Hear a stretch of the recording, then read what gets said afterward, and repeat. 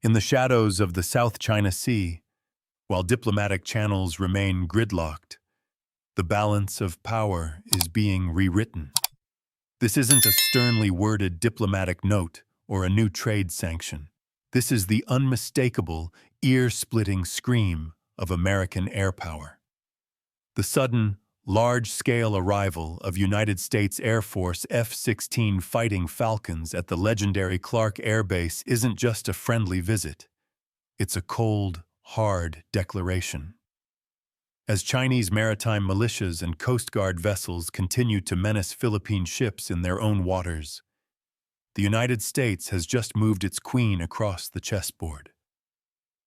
The Viper is now coiled on China's doorstep. The game has officially changed. The event itself was a masterpiece of strategic signaling.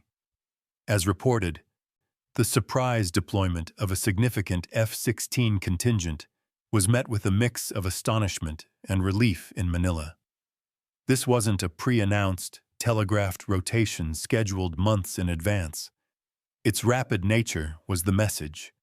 This action, originating from USAF assets, underscores a new agility in American force projection. We are no longer just talking about a free and open Indo-Pacific. We are actively placing lethal assets to guarantee it. The arrival of these jets at Clark Air Base is profoundly significant.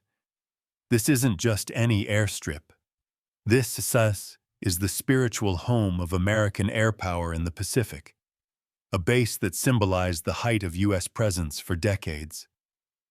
Seeing new generation F-16s lining the tarmac where Phantoms and Thunder Chiefs once stood is a powerful visual and strategic statement.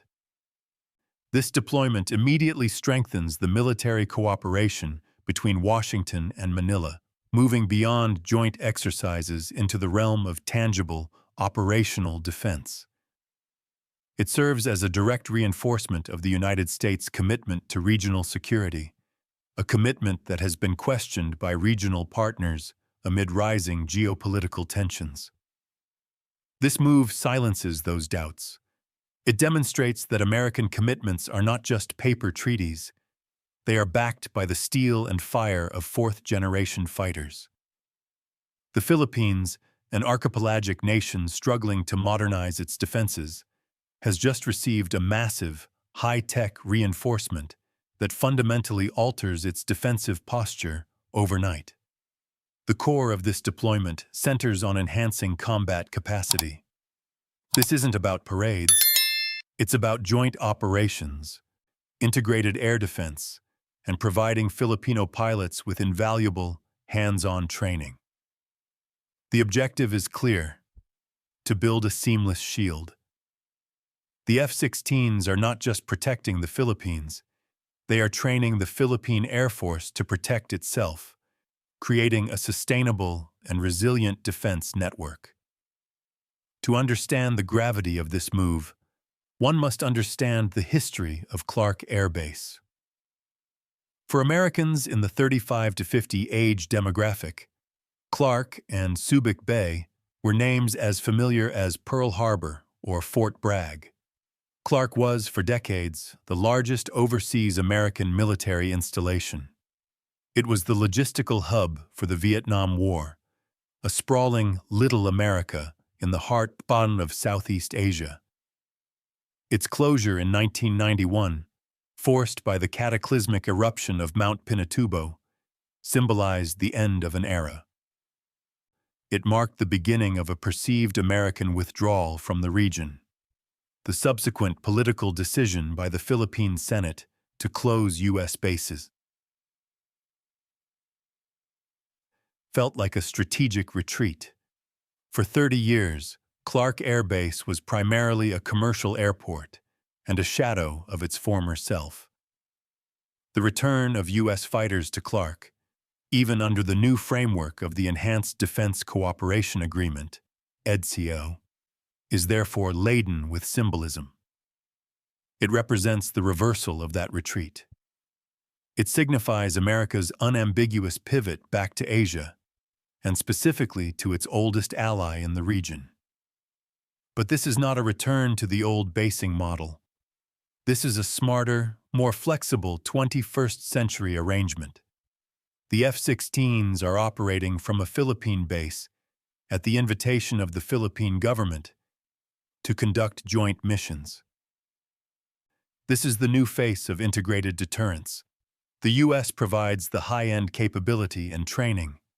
The Philippines provides the strategic geography. And what geography it is. Clark Air Base offers unparalleled geostrategic positioning. From its runways, an F-16 can be over the contested Scarborough Shoal in under 30 minutes. It can reach the Spratly Islands, the epicenter of Chinese island building, and provide top cover for Philippine naval assets in a fraction of the time it would take for carrier-based aircraft to steam into position.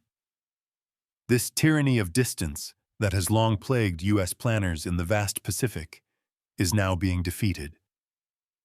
The F-16s at Clark are a persistent land-based threat that China cannot ignore. They are the front line of an air defense chain that now stretches from Japan and South Korea through Guam and is now firmly anchored in the Philippines.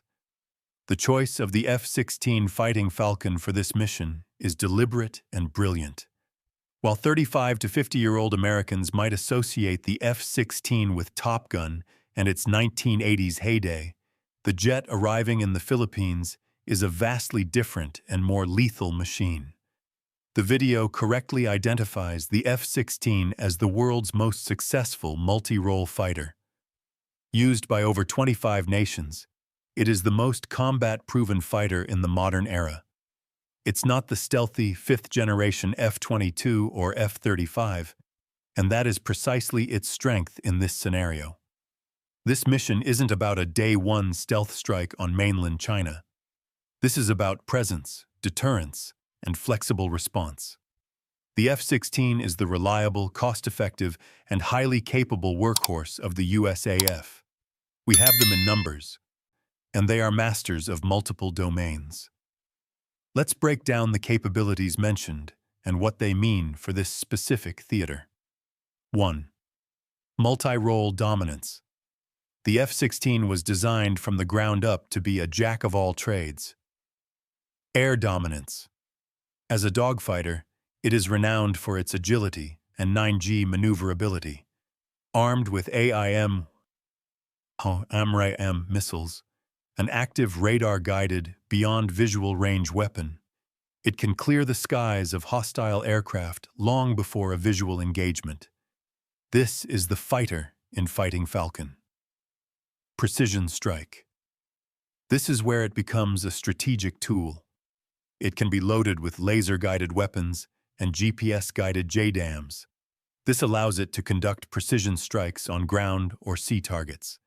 In the South China Sea context, this means it can threaten Chinese-occupied artificial islands or provide devastating close air support to Philippine forces. Electronic reconnaissance, SEAD. With targeting pods and HARM, high-speed anti-radiation missiles, the F-16 can hunt and kill enemy radar systems, effectively blinding them. This wild weasel mission is critical for dismantling an enemy's air defense network. 2. Performance and avionics. The video cites impressive figures. It can reach Mach 2, approximately 500 km or 2,400 km, and has a range of over 4,000 km with external tanks. This performance means it can launch from Clark, conduct a patrol over the West Philippine Sea, and return without needing tanker support for every mission. The real lethality, however, lies in its avionics. The F-16s being deployed are continuously upgraded block models. They feature the advanced AN/APG-68 radar system, a sophisticated pulse Doppler radar that gives pilots exceptional situational awareness. It can track multiple targets in the air, on the ground, or on the sea, and engage them simultaneously. Paired with modern electronic warfare systems, it is incredibly difficult for enemies to detect and target. This jet is the perfect symbol of American air power, adaptable, resilient, and overwhelmingly capable. By deploying the F-16, the U.S. is signaling that it can bring massive, flexible, and proven firepower to bear at a moment's notice. This deployment is not happening in a vacuum. It is a direct, calculated response to China's escalating aggression in the South China Sea. For years, Beijing has been using gray zone tactics, actions that are aggressive but fall just short of a formal act of war, to assert its illegal 9-line claim over the entire sea. The video correctly identifies increased Chinese military activity and frequent tensions between Philippine and Chinese Coast Guard vessels as the primary drivers. This is the reality Manila faces daily. Chinese Coast Guard cutters, which are often larger than Philippine naval frigates, and swarms of maritime militia, thinly disguised fishing boats, routinely harass, block, and use water cannons against Philippine resupply missions to their own troops. This is where the F-16 deployment becomes a game-changer. Previously, the U.S. response was primarily naval. A carrier strike group would sail through the area, demonstrating freedom of navigation, and then leave. China would simply wait them out. Land-based air power is different. It is persistent. The F-16s at Clark now serve as a psychological and strategic bulwark for Manila. They are a constant, over-the-horizon threat to the Chinese vessels engaging in harassment. A Chinese cutter captain, who previously acted with impunity, must now ask himself, if I escalate, how quickly can an F-16 be overhead with a laser-guided missile? This deployment is a crucial tool for surveillance and air patrols. The F-16's powerful radar can monitor a huge swath of the West Philippine Sea, feeding vital intelligence to the Philippine Armed Forces and strengthening their early detection system. This counters China's cabbage strategy, surrounding an island with so many ships that it suffocated, by exposing it in real time. China has publicly decried this move, predictably calling it a form of new militarization. This is standard rhetoric. What they are truly concerned about is the loss of their gray zone advantage. The F-16s force a clarification. Any further aggression against the Philippines now carries the immediate risk of escalation with the United States Air Force. The F-16s are, in effect, a lethal tripwire. For the target audience of 35 to 50-year-old Americans, who are taxpayers and voters, the why is often linked to the how. How is this legal? And why is this our problem?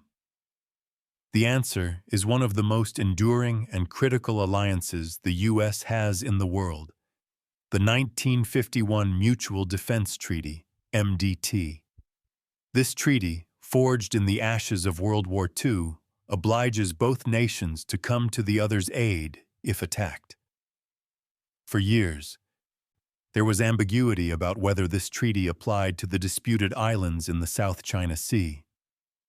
Recent U.S. administrations, culminating in the current one, have explicitly clarified an armed attack on Philippine armed forces, public vessels, or aircraft, including those of its Coast Guard in the South China Sea, would invoke U.S. mutual defense commitments under Article 4 of the MDT. This F-16 deployment is the 1951 Mutual Defense Treaty made manifest. It is the physical embodiment of that promise. But it's more than just a symbolic guarantee. The core of the mission is building interoperability. This is a term we hear often, but what does it mean? It means ensuring that U.S. and Philippine forces can fight as one, seamless unit. This is achieved through the intense, joint combat training that this deployment facilitates. Filipino pilots get the valuable opportunity to train with and against some of the best-trained pilots in the world. They are learning, as the video notes, modern aerial maneuvering techniques, precision firing procedures with laser-guided weapons, and the doctrine behind employing missiles like the AIM-120 AMRA-AM. This is a massive force multiplier for the Philippines. They are not just getting planes, they are getting a decade's worth of advanced combat doctrine downloaded directly into their Air Force. This strengthens their national defense capabilities exponentially. When Filipino pilots and American pilots train together, they learn to speak the same tactical language. They can share radar data, coordinate targets, and cover each other's six. This is what a real alliance looks like. The arrival of F-16 Fighting Falcons at Clark Air Base is not simply another military rotation. It is a paradigm shift. It is a clear, unambiguous signal to Beijing that the United States will not permit the gray zone harassment of its allies to go unanswered. It is a powerful reaffirmation of the 1951 Mutual Defense Treaty, moving it from a decades-old document to a live-fire reality. This deployment achieves three strategic objectives simultaneously. 1. It deters China. It introduces a persistent, lethal air threat that complicates Chinese military and paramilitary operations. 2. It reassures the Philippines. It provides a tangible, over-the-shoulder guarantee that America has its back, strengthening Manila's resolve. 3. It strengthens the alliance. It builds deep, practical interoperability, making the combined U.S.-Philippine force exponentially more capable than the sum of its parts. The video concludes that this is a symbol of alliance and solidarity, and a new hope for the Philippines to safeguard its sovereignty. This is correct. But for the American audience, it is something more. It is the prudent and necessary forward positioning of U.S. power to maintain stability in the world's most critical economic waterway. The F-16, the fighter of freedom, is once again standing watch on a historic front line. The message from the tarmac at Clark Air Base is simple and echoes across the Western Pacific. The line will be held.